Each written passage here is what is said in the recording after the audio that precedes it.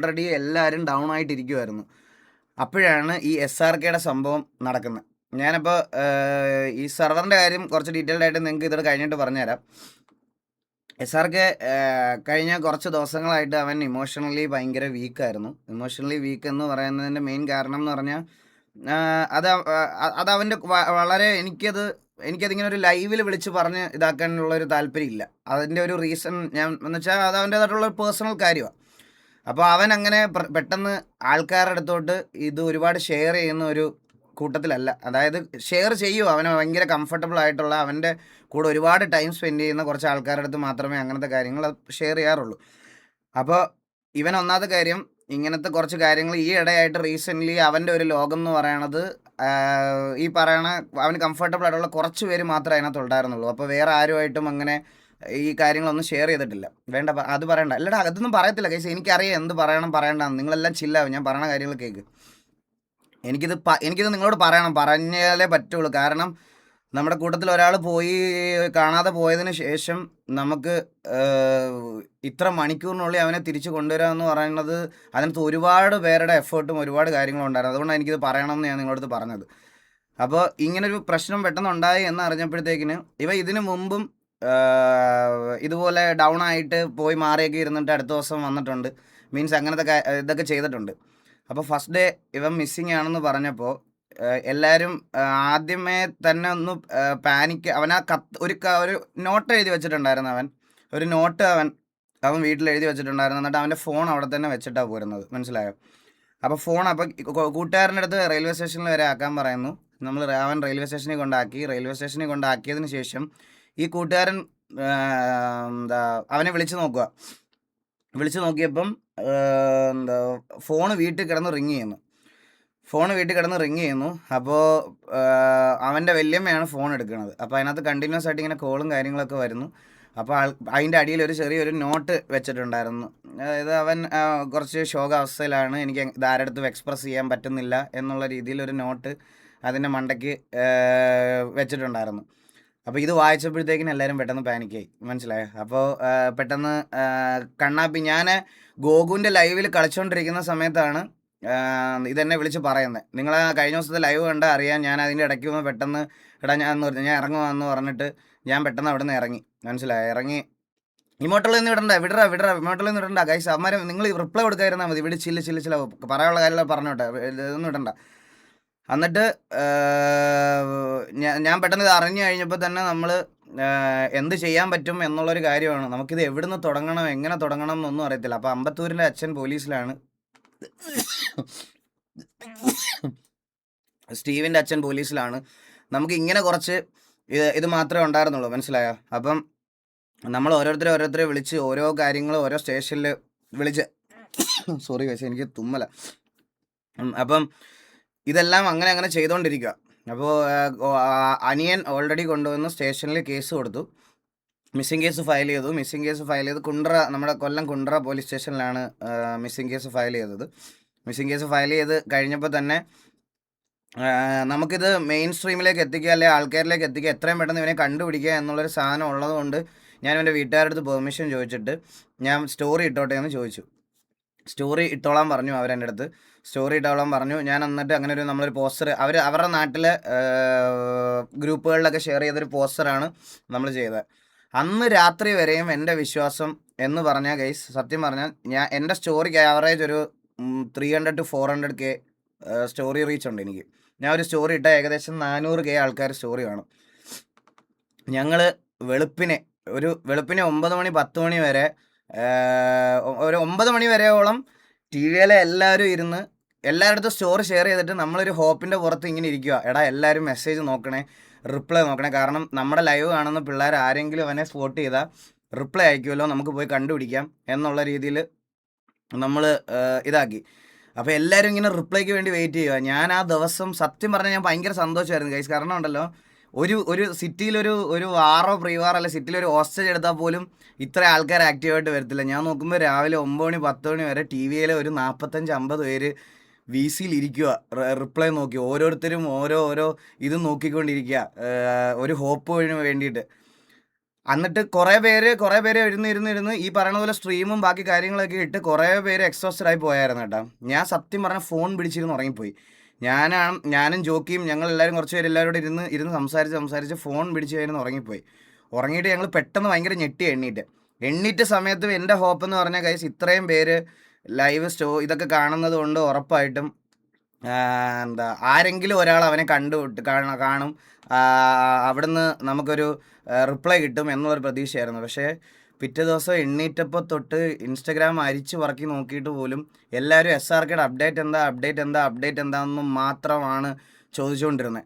വേറെ ഒരു ഫീഡ്ബാക്ക് ഇതൊന്നും ആരുടെ സൈഡിൽ നിന്ന് ഉണ്ടായില്ല കേട്ടോ. അപ്പോൾ പോലീസുകാർ അവരുടെ സൈഡിൽ നിന്ന് അവരും ട്രൈ ചെയ്തുകൊണ്ടിരിക്കുകയാണ്. കാരണം ഇവൻ്റെ കയ്യിൽ ഫോൺ ഇല്ലാത്തതുകൊണ്ട് അവർക്ക്. ഗൈസ്, എൻ്റെ ലൈവ് പോയോ? ഹലോ, എൻ്റെ ലൈവ് പോയോ? ലൈവ് പോയോ? ഇല്ലല്ലോ. ഓക്കെ.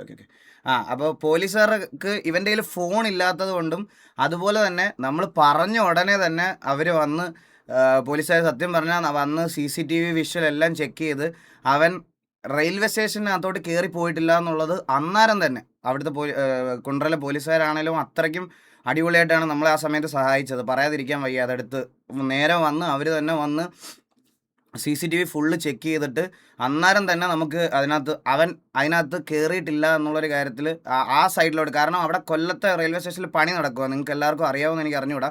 അവിടെ പണി നടക്കുക. അപ്പം കുറേ അവിടുത്തെ മെയിൻ എൻട്രൻസ് കുറേ സൈഡിലത്തെ ബിൽഡിങ്സിലെല്ലാം മെയിൻ്റെനൻസ് ഒക്കെ ആയതുകൊണ്ട് CCTV ഒക്കെ കണക്റ്റഡ് ആയ ഒന്നിനകത്തും അവനുണ്ടായിരുന്നില്ല.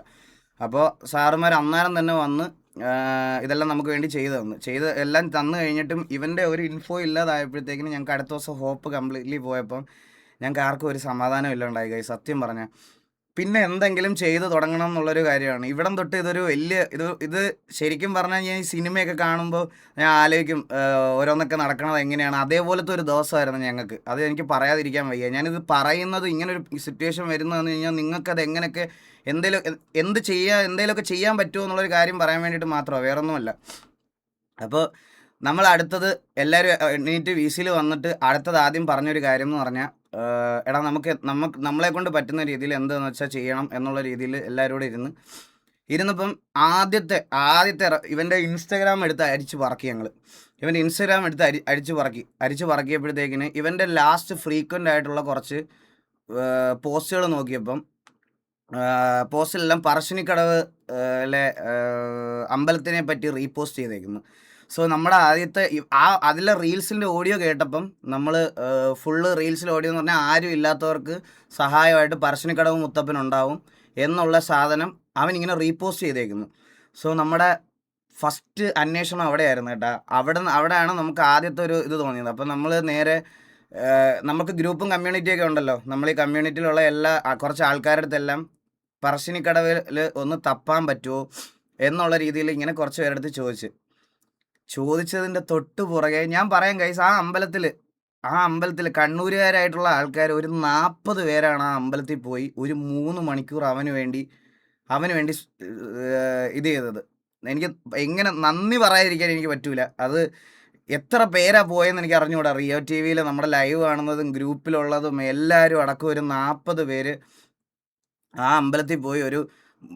എനിക്ക് 40-ന് മുകളിൽ കോള് വന്നു. എനിക്ക് ഓരോരുത്തരും കൊണ്ടുവന്ന ചേട്ടാ ഞങ്ങൾ ഇവിടെ എല്ലാം നോക്കി, നമ്മൾ അവിടെ എല്ലാം നോക്കി എന്നൊക്കെ പറഞ്ഞ് ഫുള്ള് ഇതാക്കി. അങ്ങനെ നമ്മുടെ ആദ്യത്തെ ഹോപ്പ് അവിടെ നിന്ന് പോയി കേട്ടോ. ഞങ്ങൾ നേരെ അവിടെ ഇല്ല എന്നുള്ളൊരു കാര്യം ഉറപ്പായപ്പോഴത്തേക്കിന്, കാരണം അവിടെ എത്രയും വലിയൊരു അമ്പലം ആയതുകൊണ്ട് നമുക്ക് അങ്ങനെ കണ്ടുപിടിക്കുന്ന കാര്യം വലിയ ഈസി ആയിട്ടുള്ളൊരു കാര്യമല്ല. അപ്പം ഞങ്ങൾ നേരെ തിരിച്ച് എനിക്ക് എന്തായാലും ഇവൻ്റെ വീട്ടിലോട്ട് പോകണം, വീട്ടിൽ പോയേ പറ്റത്തുള്ളൂ എന്നുള്ളൊരു സ്കീം ആയപ്പോഴത്തേനും ഞാൻ വീട്ടിൽ ചെന്ന് അനിയനെ കണ്ട് നമ്മൾ അനിയൻ്റെ അടുത്ത് കുറച്ച് കാര്യങ്ങൾ സംസാരിച്ച് അവന് കൊല്ലത്ത് ഒരുപാട് പേര്, കൊല്ലത്തും അതുപോലെ തന്നെ ഈ പപ്പടത്തിനും മറ്റേതിനൊക്കെ അടിയൊക്കെ ഉണ്ടാക്കുന്നതെന്ന് മാത്രമുള്ള പേര് മാത്രമേ നമ്മൾ കൊല്ലത്തിന് കേട്ടിട്ടുള്ളൂ, പറയാതിരിക്കാൻ വയ്യല്ലോ. പക്ഷേ അന്നത്തെ ദിവസം ആ കൊല്ലത്തും നമ്മളെ ഫോളോ ചെയ്യുന്ന നമ്മളെ അറിയാവുന്ന ഒരുപാട് പേര് അവൻ്റെ അനിയൻ്റെ കൂടെയും ബാക്കിയുള്ളവരുടെ കൂടെയും എല്ലാം പോയി എല്ലാം ഫുള്ള് ചെക്ക് ചെയ്ത് ഇതാക്കിയായിരുന്നു. അപ്പം കൊല്ലത്തും ഇല്ല എന്നുള്ളൊരു സാധനം നമുക്ക് വന്ന്. അപ്പം ഞങ്ങളിങ്ങനെ ഇരുന്നപ്പോഴാണ് നമുക്ക് മെയിനായിട്ടുണ്ടല്ലോ, ഞാൻ ഇവൻ്റെ ഫോണ് അൺലോക്ക്ഡ് ആയിരുന്നു. ഫോൺ അൺലോക്ക്ഡാണ്, പക്ഷേ ബാക്കി എല്ലാ ആപ്ലിക്കേഷൻസും ലോക്ക്ഡാണ്. ബാക്കി ഒന്നും ആക്സസ് ചെയ്യാൻ പറ്റത്തില്ല. ഇൻസ്റ്റഗ്രാം മാത്രം തുറക്കാൻ പറ്റും. ഇതായിരുന്നു സ്റ്റോറി. ഞങ്ങളവിടെ ചെന്നപ്പം ഞാൻ ഇവൻ്റെ ഫോൺ എടുത്തിട്ട് ഞാൻ ഇവൻ്റെ ക്രോമിൽ കയറിയിട്ട് ക്രോമൊക്കെ ഓപ്പൺ ചെയ്യാൻ പറ്റും. ക്രോമിൽ കയറിയിട്ട് ക്രോമിൽ ഹിസ്റ്ററി നോക്കിയപ്പോൾ അവനിങ്ങനെ വണ്ടികളെ പറ്റിയോ അതിനെ പറ്റിയൊക്കെ സെർച്ച് ചെയ്തേക്കുന്നു. അപ്പോൾ ഇവന് 2 ജിമെയിൽ ഐ ഡി ഉണ്ട്. ഒരു ജിമെയിൽ ഐ ഡിയിൽ നിന്ന് മറ്റേ ജിമെയിൽ ഐ ഡിയോട്ട് സ്വിച്ച് ചെയ്യാൻ പറ്റുന്നില്ല, അത് ലോക്ക്ഡാണ്. അപ്പോൾ ജോക്കി എൻ്റെ അടുത്ത് പറഞ്ഞ്, എടാ നമുക്ക് എന്തെങ്കിലും ഒരു ഇത് കിട്ടും, നമുക്ക് ഇവൻ്റെ PC ഓണാക്കി നോക്കാമെന്ന്. ഞങ്ങൾ നേരെ കയറി ഇവൻ്റെ PC ഓണാക്കി. ഞാൻ PC ഓണാക്കിയ സമയത്ത് PC ഓണാക്കിയിട്ട് ഇവൻ്റെ കയ്യിൽ എത്ര രൂപ ഉണ്ട്, എവിടെ വരെ പോകും എന്നൊക്കെ നമുക്ക് അറിയണമല്ലോ. ഞാൻ ഇവൻ്റെ PC ഓണാക്കി നോക്കിയിട്ട് ഞാൻ ഇവൻ്റെ കിക്കിൽ കയറിയിട്ട് റീസെൻറ്റ് പേ ഔട്ട് എത്രയാണെന്നുള്ള രീതിയിൽ ഇവന് കിക്കിന് ഇത്ര ഇത് കിട്ടുന്നുണ്ട്, അവൻ്റെ കയ്യിൽ എത്ര ആവറേജ് പൈസ ഉണ്ടെന്ന് അറിയാൻ വേണ്ടിയിട്ട് നമ്മളിങ്ങനെ നോക്കി. മൾട്ടിപ്പിൾ മെയിൽ ഐ ഡിയും കാര്യങ്ങളൊക്കെ ഉണ്ടായിരുന്നു. ഞാൻ മെയിൽ ഐ ഡി എടുത്ത് നോക്കിയപ്പം മെയിൽ ഐ ഡിക്കകത്ത് തലേന്ന് രാത്രി 10:20 കൊല്ലത്തു നിന്നൊരു വിഡ്രോവൽ ട്രാൻസാക്ഷൻ, ആൻഡ് അടുത്ത ദിവസം നമ്മളതിനെ തപ്പിക്കൊണ്ടിരിക്കുന്നതിൻ്റെ ദിവസം 2ാമത്തെ ട്രാൻസാക്ഷൻ കോഴിക്കോട് നടന്നു.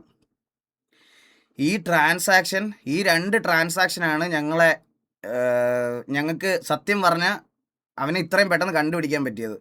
2ാമത്തെ ട്രാൻസാക്ഷൻ കോഴിക്കോട് നടന്നു. ഈ 2ൻ്റെ സ്ക്രീൻഷോട്ട് ഞാൻ എടുത്തു വെച്ചിരുന്നു. ഈ 2നെ സ്ക്രീൻഷോട്ട് എടുത്ത് വെച്ചിട്ട് നമ്മൾ ഇത് വെച്ചിട്ട് ഇത് എവിടെ, കോഴിക്കോട് എക്സാക്റ്റ് എവിടെയാണെന്ന് കണ്ടുപിടിക്കാൻ യാതൊരു വിധത്തിലുള്ള സാധനം ഇല്ലായിരുന്നു നമുക്ക് അക്സസിബിൾ ആയിട്ടുള്ളത്. അങ്ങനെ ഞാൻ ഇരുന്ന് നോക്കിയപ്പം അതിൽ ബാങ്കിൽ അവൻ്റെ ബാങ്ക് ഒരെണ്ണം SBI ആണ്. 2ാമത്തെ ബാങ്കിൻ്റെ ട്രാൻസാക്ഷനിൽ ചെറുതായിട്ട് കാനറ ബാങ്കിൻ്റെ CN എന്ന് മാത്രം മെൻഷൻ ചെയ്തിരുന്നു.